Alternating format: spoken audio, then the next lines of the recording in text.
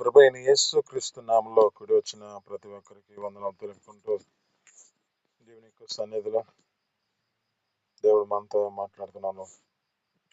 ఆ మాటలు మనం ఆలకిద్దాం. గత వారం చెప్పిన మాటలను బట్టి, మీతో నేను మాట్లాడిన మాటలు బట్టి, ఏలియా ప్రవక్త గురించి మీకు నేను చెప్పాను. ఒక్క మాటను మాత్రమే. ఆ యొక్క ఏలియా ప్రవక్త గురించి మనం ఇంకొన్ని విషయాలు మనం తెలుసుకుందాం. మాటలు మనం కంటిన్యూ చేసుకుందాం. ఏలియా యొక్క జీవితంలో జ్ఞాపకం చేసుకుంటే, అతని మొదటి అనుభవంలో ఒంటరిగా తన జీవితంలో దేవుని కొరకు నిలబడిన వ్యక్తిగా కనబడుతూ ఉన్నాడు. ఈ యొక్క ప్రవక్తని జ్ఞాపకం చేసుకుంటే, ఈ యొక్క వ్యక్తి అగ్నితో, ఆ ప్రార్థనతో, ఆ యొక్క స్థితిని బట్టి, అక్కడున్న స్థితిలో తన జీవితంలో ఒక వైరాగ్యంతో దేవుని కొరకు నిలబడిన జీవితం ఈ యొక్క ఏలియా యొక్క ప్రవక్త స్థితి.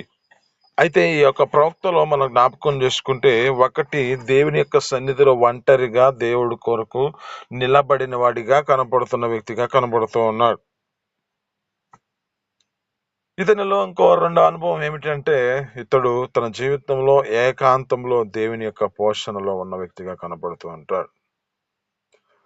ఇతని యందు జ్ఞాపకం చేసుకుంటే గొప్ప మిరాకిల్ ఏమిటంటే, ఇతనికి పోషణకై కాకులకు దేవుడు సెలవిచ్చాడంట.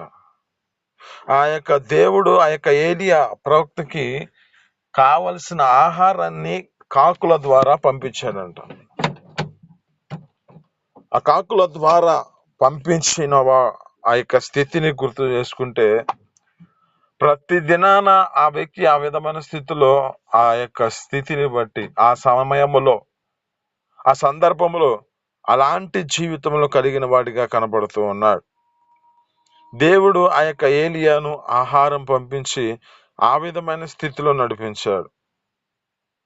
ఇంకా జ్ఞాపకం చేసుకుంటే, ఇతని పట్ల ఈ యొక్క వ్యక్తి యొక్క జీవితంలో ఒక ప్రత్యేకమైన స్థితి ఏమిటంటే, ఒక అద్భుతం ఏమిటంటే, ఇతడు ఏ ప్రదేశంలోకి వెళ్ళాడో ఆ ప్రదేశంలో కరువు చేత నింపబడిన పరిస్థితిలో ఉన్నప్పుడు,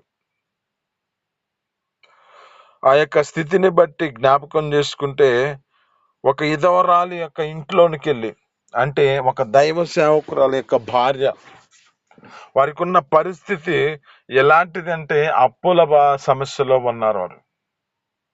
వారి యొక్క ఆర్థిక పరిస్థితి బట్టి జ్ఞాపకం చేసుకుంటే, ఈ యొక్క ఏలియా ప్రవక్త అక్కడ జ్ఞాపకం చేసుకుంటే,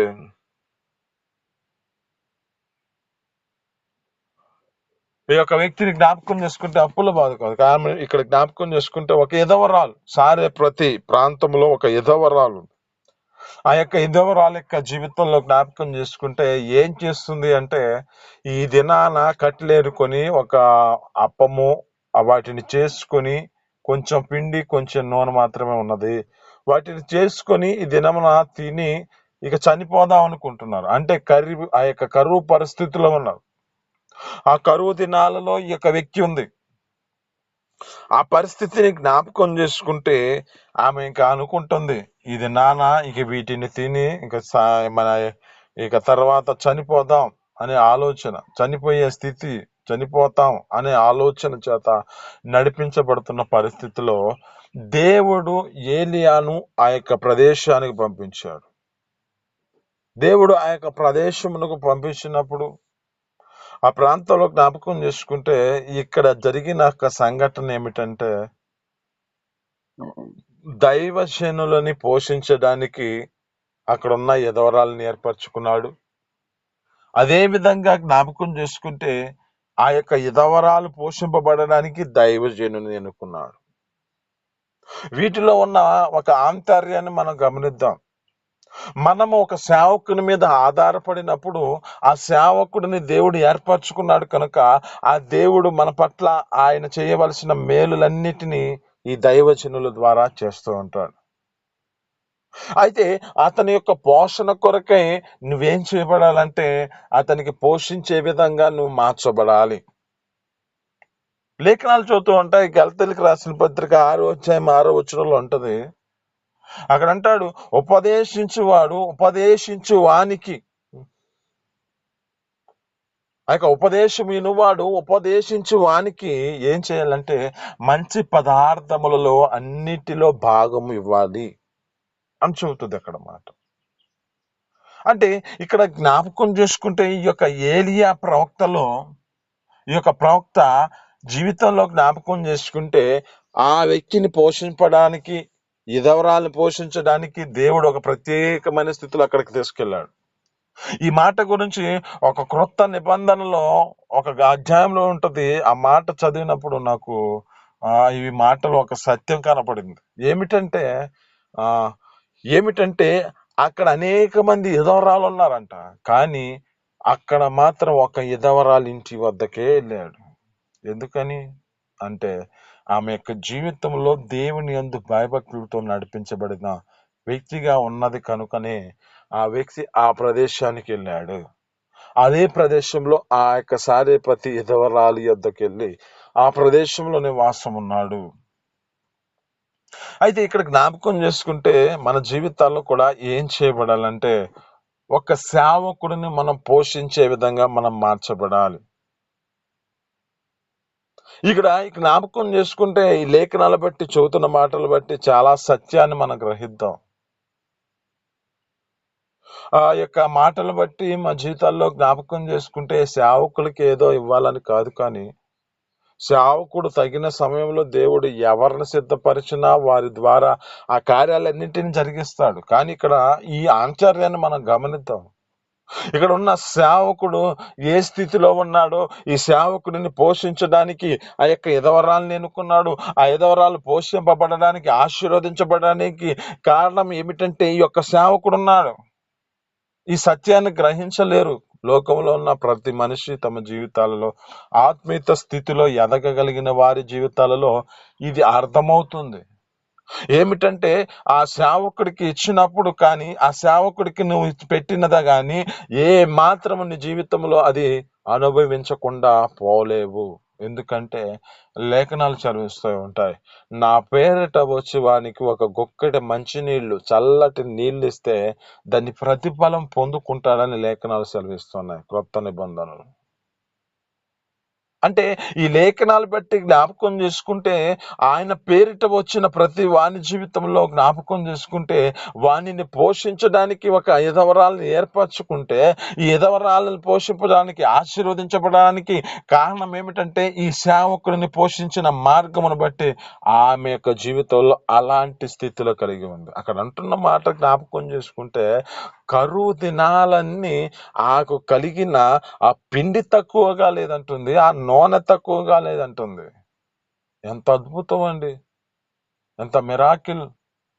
అక్కడ జ్ఞాపకం చేసుకుంటే అంత అద్భుతం ఎలా జరిగించబడింది అంటే ఆమె యొక్క హృదయములో ఉన్న ఆ యొక్క స్థితిని బట్టి, ఆ యొక్క హృదయంలో ఉన్న స్థితిని బట్టి ఆమె చేసిన త్యాగం ఏమిటంటే అక్కడున్న దాన్ని బట్టి జ్ఞాపకం చేసుకుంటే అయ్యా ఆ యొక్క వ్యక్తి వచ్చి మాట్లాడుతుంది, ఆయన మాట్లాడుతున్నాడు వచ్చి, అమ్మా నాకు కొంచెం మంచినీళ్ళు, కొంచెం తినడానికి ఆహారం తీసుకురమ్మా అంటున్నాను. అప్పుడు చూస్తుంది ఆమె, అయ్యా నేను కొంచెం ఉన్న ఈ కట్టెలు ఏరుకొని వాటిని, నాకున్న కొంచెం పిండి, ఆ కొంచెం నూనె ఉంది, ఇది నేను చేసుకొని ఈ దినమును చేసుకొని తర్వాత చనిపోదాం అనుకుంటున్నా అని చెప్పినప్పుడు ఆ యొక్క సేవకుడితో చెబుతుంది. సేవకుడు అంటున్నాడు, ఏమంటున్నాడంటే అమ్మా ముందు మొదట నాకు సిద్ధపరిచి తీసుకురా అని చెబుతున్నాడు. ఆమేన్, హల్లెలూయా. లేఖనాలు బట్టి చదువుతున్న మాటల్లో జ్ఞాపకం చేసుకుంటే లేఖనాలు సెలవిస్తూ ఉంటాయి ఏమిటంటే మన జీవితాల్లో ఒక నమ్మకమైన వారికి ఎలాంటి కొనసాగించబడాలో తెలుసా అంటే దేవుని యొక్క సన్నిధికి ఏమేమి తీసుకెళ్లాలో మన జ్ఞాపకం చేసుకుంటే చిన్న పుదీనాలో కూడా మనం నమ్మకమైన వారిగా మార్చబడాలంట. ఒక పుదీనాలో కూడా మనం నమ్మకమైన వారిగా మనం ఎంచబడాలి. లేఖనాలు చదువుతున్న మాటలు బట్టి జ్ఞాపకం చేసుకుంటే మనకు కలిగిన ప్రతి దానిలో ప్రథముగా దానిని తీసి నువ్వు దేవుని కొరకు, సేవకుల కొరకు నువ్వు దాన్ని సమర్పించావంటే నీ జీవితంలో ఒక గొప్ప అద్భుతం జరిగించబడతాయి. ఇక్కడున్న ఈ యొక్క విధవరాల యొక్క జీవితంలో ఎలాంటి పోషణ కలిగిందో, ఎలాంటి జీవితాన్ని దేవుడు ఆ స్థితిని మార్చేశాడో, అలాంటి జీవితంలో నీ పరిస్థితిలో కూడా ఎలాంటి సమస్యలు చేస్తున్నా, ఎలాంటి బాధకరమైన పరిస్థితుల్లో ఉండొచ్చు, ఎలాంటి కరువు స్థితిలో నువ్వు ఉండొచ్చు, ఎలాంటి అప్పుల బాధలో ఉండొచ్చు, కానీ దేవుని యొక్క ప్రణాళికలో నువ్వు ఆ దైవజనులను ప్రేమించగలిగిన మనసు నీ జీవితంలో ఉంటే, ఒక ప్రత్యేకమైన స్థితిలో నీకు కలిగిన దానిలో దేవుని కొరకు నువ్వు తీసావంటే అది నీ జీవితంలో ఒక గొప్ప ఆశీర్వాదం. ఆమేన్, హల్లెలూయా. అట్టి కృప నీ జీవితంలో అనుగ్రహించబడుతుంది. కానీ ఈ లోకంలో ఉన్న మనుషుల జీవితాల్లో దీన్ని గ్రహించలేరు.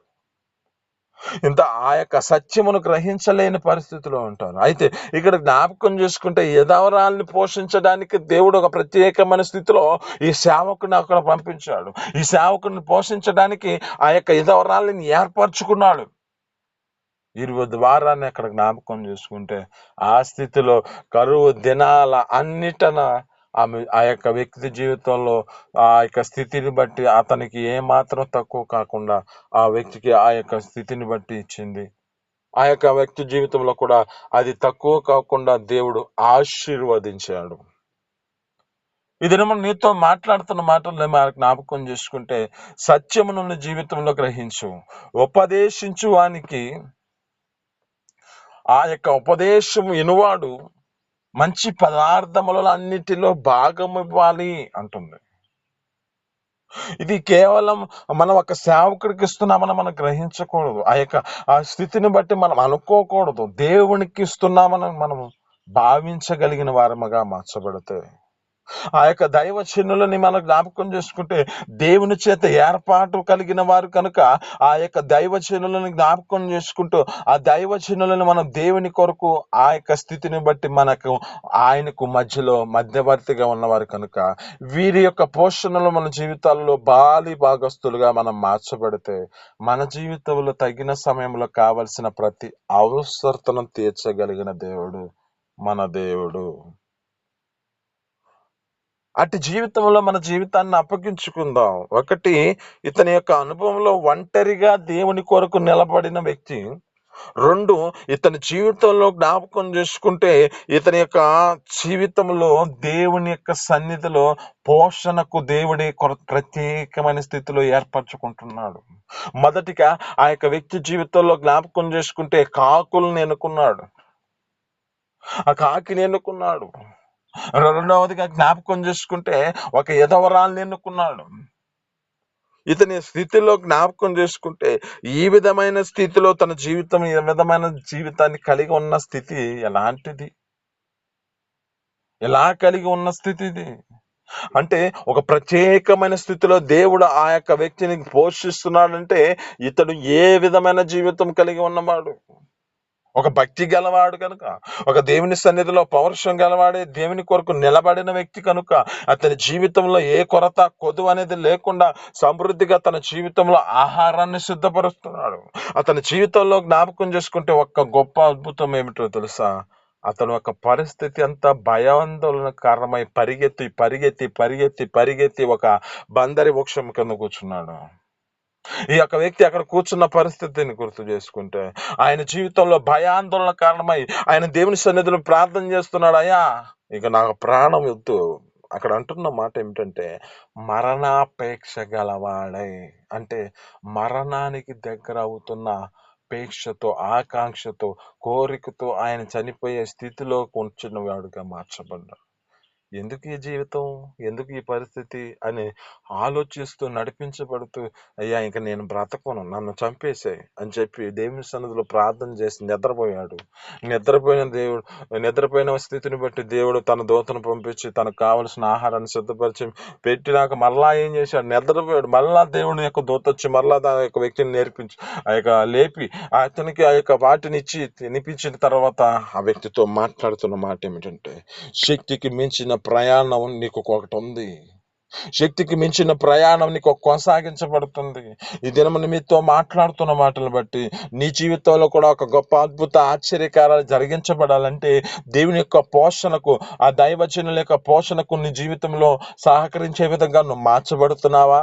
లేదా నీ జీవితంలో నీ సొంత ఆలోచనలతో నీ కలిగిన దానితో నీవే సంతృప్తిగా కలిగి అనుకుంటున్నావా? నీవు దేవునికి ఇచ్చుటలో నమ్మకమైన వారిగా మార్చబడుతున్నావా? ఆ దైవజనులను దేవుడి యొక్క సన్నిధిలో దేవుని యొక్క సేవకులుగా భావించి వారి కొరకు నువ్వు సిద్ధపరుస్తున్న ఆహారం ఉంటుందా లేదా? నీకు నీవే దాచుకునే పరిస్థితి ఉందా? ఇది నీతో మాట్లాడుతున్న మాటలు బట్టి దేవుని యొక్క సన్నిధిలో దేవుని యొక్క పోషణ కొరకై, దేవుని యొక్క సేవకుల కొరకై ఒక కాకిని ఏర్పరచుకున్నట్లుగా, ఒక విధవరాలను ఏర్పరచుకున్నట్లుగా దేవుడు ప్రత్యేకమైన స్థితిలో నిన్ను ఒకడు వ్యక్తిగా ఏర్పరచుకుంటున్నాడు. కనుక ఈ ఏర్పాట్లో నువ్వు ఆ దైవజనులకు చూపించే స్థితిని బట్టి నీ జీవితంలో కూడా ఒక గొప్ప ఆశీర్వాదంతో నింపబడదువు గాక. ఈ మాటలు మీ వినికిడిలో దీవించి ఫలించును గాక. చిన్ని ప్రార్థన. పరిశుద్ధుడ, జీవాధిపతి, ఆశ్చర్యకరుడ, మహోన్నతుడానికి స్తోత్రాలు. మీ అపారమైన ప్రేమ చేత ఈ యొక్క నా తండ్రి ఉదయకాలం మాతో మాట్లాడబట్టిన స్తోత్రాలు. అయ్యా నా తండ్రి, ఈ దినమున తండ్రి ఏలియా ప్రవక్త గురించి మాకు తెలియజేసిన దాన్ని బట్టిన స్తోత్రాలు. అయ్యా నా తండ్రి, మీరు నా తండ్రి దేవుని యొక్క పక్షమున ఒంటరిగా నిలబడిన వాడిగా కనబడుతున్నాడు. అయ్యా అటు జీవితంలో మా జీవితాల్లో కూడా అనేకమైన పరిస్థితుల్లో మేము నిలబడి నీ కొరకు నిలబడే కృపలు మాకు దయచేయండి. అయ్యా నా తండ్రి, ఆ యొక్క సేవకుడి కొరకై నా తండ్రి పోషణ కొరకై అయ్యా నా తండ్రి ఒక కాకిని నా తండ్రి ఒక విధవరాలను మీరు ఏర్పరచుకున్నారు. అటు జీవితంలో అయ్యా నా తండ్రి ఒక విధవరాలుగా ఏర్పరచబడిన వారుగా నా తండ్రి కనపడుతున్నారు.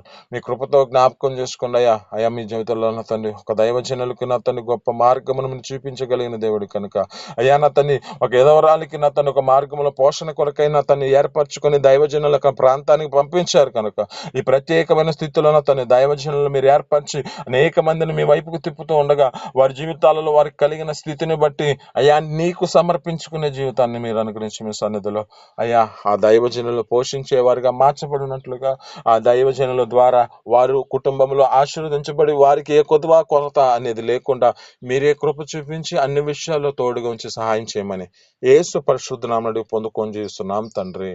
ఆమేన్.